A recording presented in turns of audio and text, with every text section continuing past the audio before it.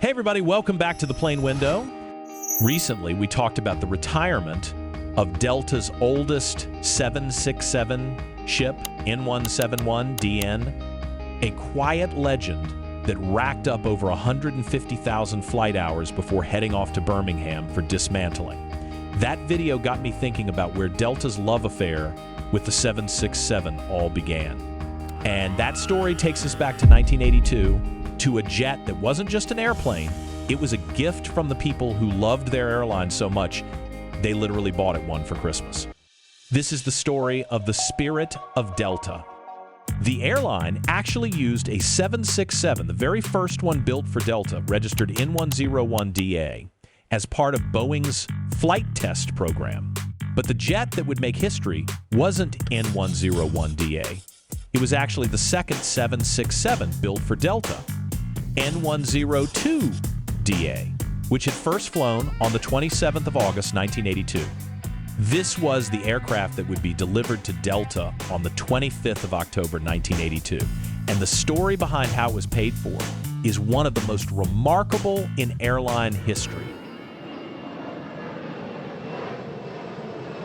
By the spring of 1982, Delta was in real trouble.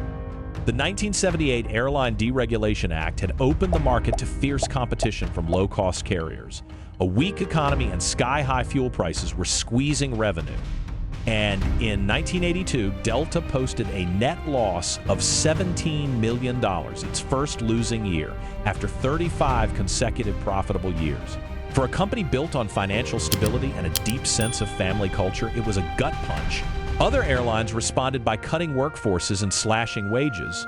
Delta did the opposite. It gave employees an 8.5% pay raise. The airline was criticized for the decision. But that generosity lit a fire in the people who worked there. 3 Delta flight attendants, Diane Carvelli, Jenny Oxford, and Gene Owens, decided they wanted to do something extraordinary to show their appreciation. They launched what became known as Project 767, a grassroots fundraising campaign to purchase Delta's first Boeing 767 as a gift to the company. Word spread fast. Employees across every department, pilots, mechanics, gate agents, ground crew, flight attendants, all contributed voluntarily, mostly through payroll deductions. Retirees and community friends joined in too.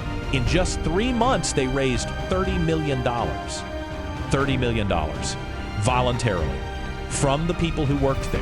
On the 15th of December, 1982, over 7,000 employees, friends, family members, and members of the international media gathered at Delta's Technical Operations Center in Atlanta.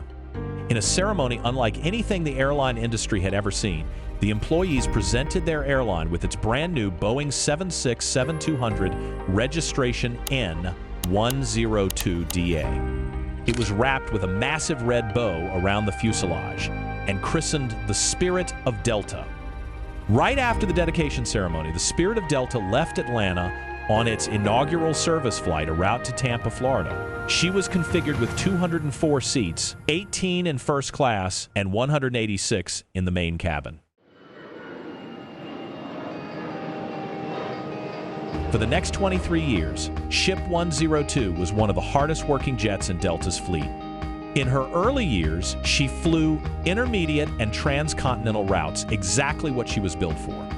As Delta's 767 fleet grew, eventually including the stretch 300ER for transatlantic routes and the 400ER for premium domestic and international flying, the Spirit of Delta adapted right along with the airline. She wore several special liveries over the years. In 1995, she was repainted in an Olympic-themed scheme to celebrate Atlanta hosting the 1996 Summer Games.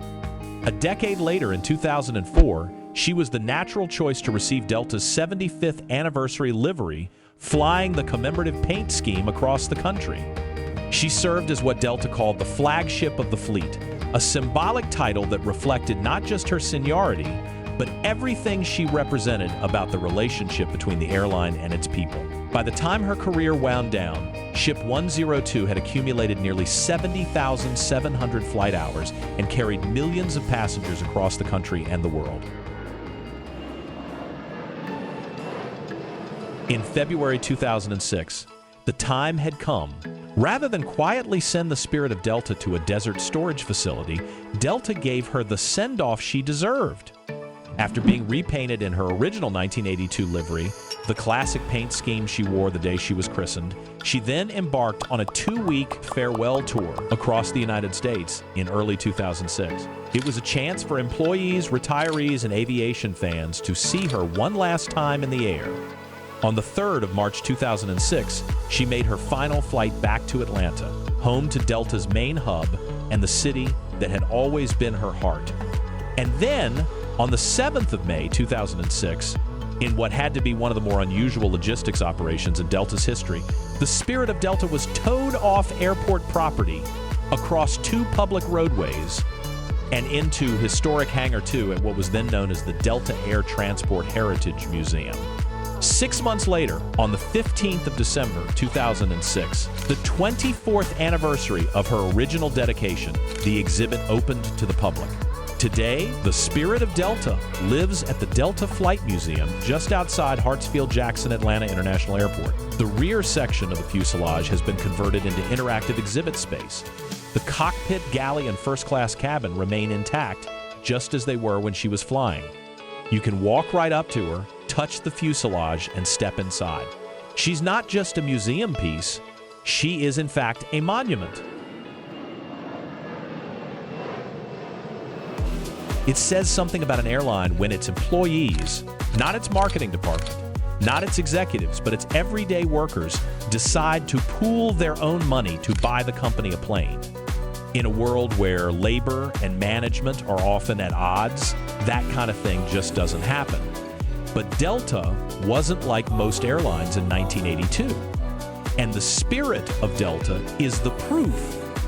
So the next time you're at the Delta Flight Museum, or even just flying on one of Delta's remaining 767s somewhere over the Atlantic, to think about those 3 flight attendants and the 7,000 people who showed up in a hangar in Atlanta with a giant red bow. They didn't just buy a jet, they defined a culture.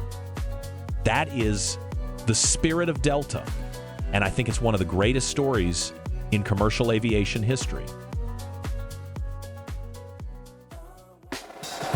If you enjoyed this video, please give it a thumbs up and subscribe for more aviation stories like this one.